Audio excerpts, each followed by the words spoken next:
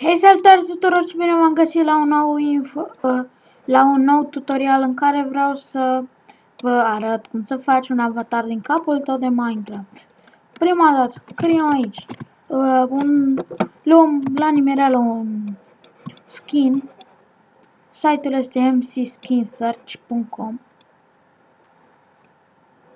O să vă pun linkul în descriere. Bun.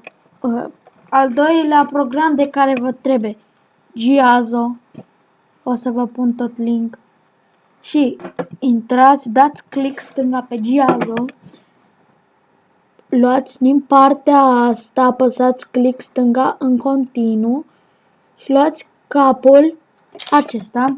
Bun, acum vă direcționează în linkul pe care l-a făcut Giazo, salvează imaginea și bun, am făcut, gata. Al doilea lucru care trebuie să-l faceți.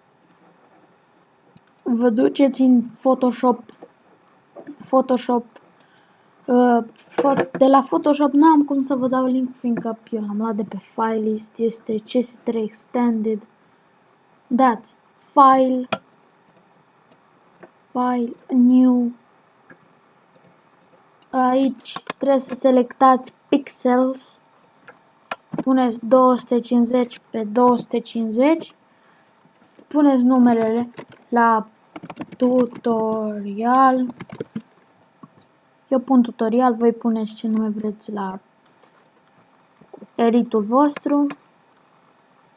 Așteptăm să se încarce.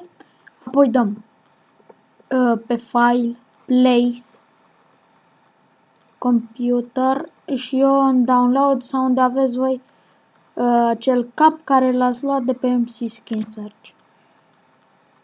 Unde este? Stați puțin. Din câte văd nu mi l-a salvat. Aici. Și băgăm așa. Gata. Și acum s-a salvat. L-am salvat. Luăm capul.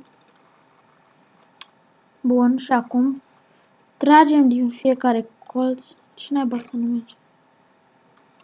Fucking god, de ce nu merge? The fuck? Cred că trebuie să creez una nouă. Stați puțin că pun pe pauză.